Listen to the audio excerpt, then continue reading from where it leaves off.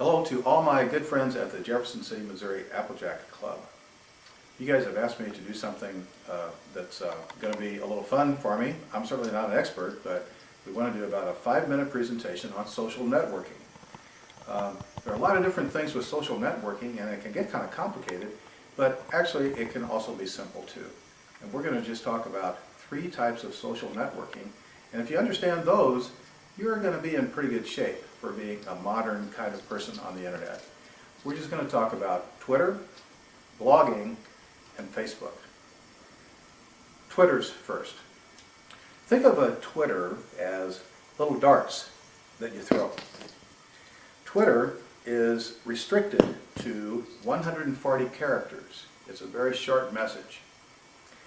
You can follow a lot of different people on Twitter and watch their posts, and people can follow you also. It's very wide open. You don't have to be anybody's friend like on Facebook. It's very wide open, and you can attach pictures to your Twitter. On Twitter, what they ask you when you're posting something on Twitter is, what are you doing? It's a very live, contemporaneous type message to friends, or as we'll see, maybe more serious communicators. Okay, so we've been doing some tweeting here, and all of these darts are out there on the internet. Some of these are my darts, and some of them are other people's darts. You can also retweet. If you read a tweet or a dart from somebody else, you can very easily just retweet it to all of the people that are following you. So let's take a look at how we actually do it. Okay, signing up for Twitter is really easy, and once you signed up, you can follow all kinds of people and they can follow you. I'm going to do a tweet right now that talks about what I'm doing. The question is, what's happening? And I'm saying, doing a 5-minute video on social networking for our local Applejack Club. This is a sample post. I will post the video unless it's a bust. Now, notice that it's 140 characters.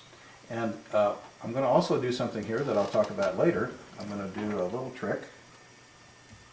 I'm going to put a #FB. And I'm going to tell you what that means later, and I'm just going to go ahead and do that tweet. And I'm out there on the internet right now. Now, what's interesting about Twitter is, even if a lot of people don't follow you, you can follow a lot of different people. I find it helpful as a news source. I follow all the local and national news sources. And all of those news agencies now put all of their news on Twitter. So really, anytime you want, you can, at any time of day or night, you can follow the news outlets that you're following, and it's very, very timely.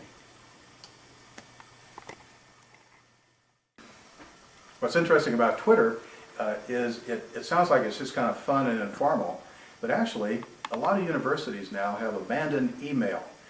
5 years ago, they used to think it would really be efficient to get all of their students' email addresses, and businesses too, and get all their email addresses and email information out. Isn't that a great idea? But what they found is that emailing is kind of inefficient.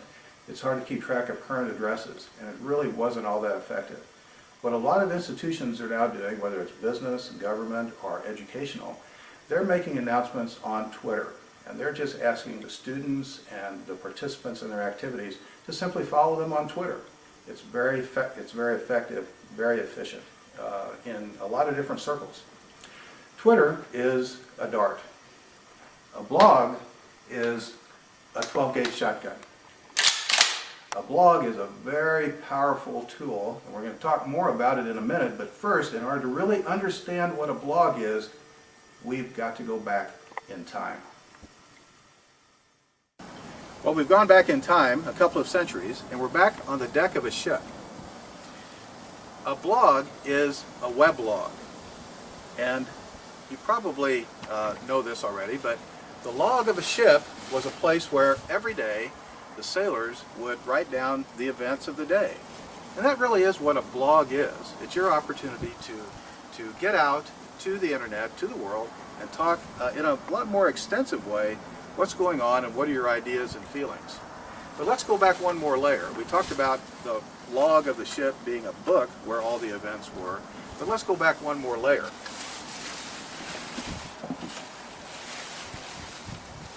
The name for the book actually came from a real log. before the world of GPSs and TomToms, the sailors, of course, had to kind of figure out where the heck they were.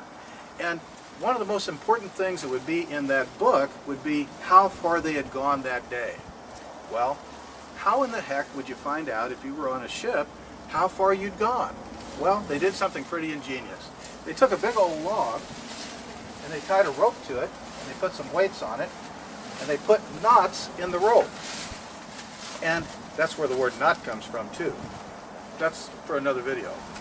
And then what they would do, they'd take that log with the rope and the knot and they'd throw it overboard. Then they'd count out how many knots the ship would travel in the day. And that's what they put in the ship's log, and that's why they called it the ship's log. And a weblog is really your way of talking about how far you've gone in your life or in the world. It's a very personal thing for you to tell everybody about. I wish these seas would kind of calm down a little bit. It's a nice day out here. Ah, there we go. Things are looking a lot more calm. We're going to go back in and we're going to talk a little bit more about weblogs.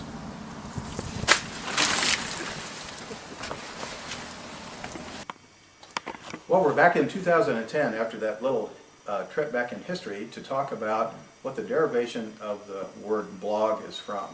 It's a weblog about your life. Unlike Twitter, and as we're going to see, unlike Facebook, a blog is a little more of a time commitment. It's an investment in the 12-gauge shotgun. I'd encourage anybody who wants to start a blog to give it a little thought. Think about what you really want to do with the blog, because you'll be updating it hopefully at least several times a week. And if it's not something where you have a strategy, where you have a philosophy, where you have a goal, it's going to get old fast and you're going to get confused and it won't be any fun for you. So with this very powerful weapon, before you load it, you want to make sure that you've got a game plan. So let's take a look at my blog, highstreetbeat.com. This is our blog, highstreetbeat.com. And it's kind of a combination of stuff going on in town. Some of it has to do with being mayor. Some of it's just fun stuff. For example, the latest posting is about a new downtown diner that's coming to Jefferson City. I do some stuff about the City Council. There is something about the council retreat. I do some, here's where the Echo Lounge opened up. You can obviously post pictures on your blog. You can also post videos and do interviews as well. We do a little thing about Apostrophe Patrol, and we do some things on Yearbook Mysteries where we invite people to see if they know who this picture might depict. As you can see, a blog allows a lot more extensive text and a lot more displays than just a Twitter. So it's an investment in time, but it can be very rewarding once you develop a game plan.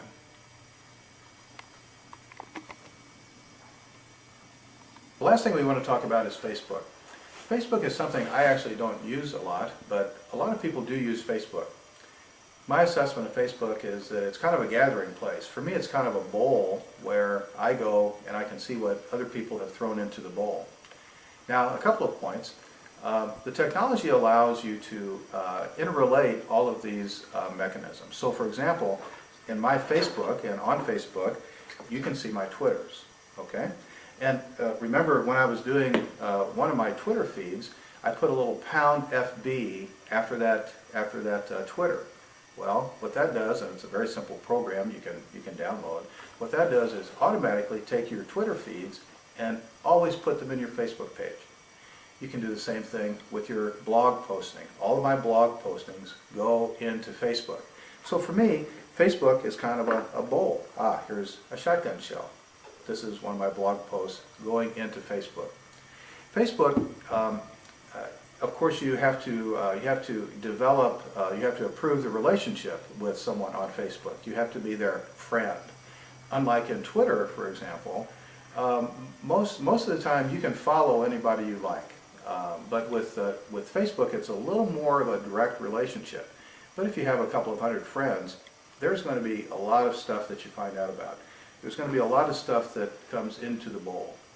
Let's take a look at a Facebook page.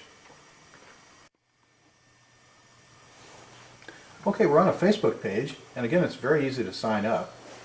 You can see that folks that with whom I'm friends, they post a lot of stuff, and it's very easy to catch up with people and keep track of what's going on. You can also post lots of pictures and videos. For example, if you're on vacation and you want to go ahead and post a couple of dozen pictures of your vacation, you can post those on Facebook, and it's a very easy way for your friends and families to catch those pictures. I'm going to go to my profile real quick, and you can see that when you go to my profile, you can see, take a look at this post here. That's the Twitter post that I just did about 15 minutes ago at the beginning of this little video for you. And when I did the #FB on my Twitter feed, that Twitter post ended up directly onto Facebook. And you'll also notice the blog post about the downtown diner coming to Jefferson City also ends up in Facebook. So you don't have to duplicate a lot of messages, because you can connect them all, and you can have them all land in those social networking devices. One quick point, I think some people tweet and post a little too much. I don't, personally, I don't really worry too much about what you had for breakfast, or whether you're tired this afternoon. One point, since as we get more and more people involved in these things, is to be a little discreet about the things that you post on any of these social network sites. Post important things, post things that mean something to you. Also, obviously, never post anything that you would not want to read on the front page of a newspaper. Everything that you post on any of these things is going to be available to anybody. It's been fun talking to you. I hope I've helped a couple of folks out. My wife Peggy and some of the friends at Applejack have been very helpful in getting me, an old guy, oriented to some of this stuff. It's really been a lot of fun. It's worth the effort. And just get into the things that you feel like getting into. You might start with Twitter. In fact, they call Twitter microblogging. So you might start with Twitter, get into Facebook, get comfortable. Then if you really like it, go ahead and think about spending the time necessary for a blog. But above all, have a good time.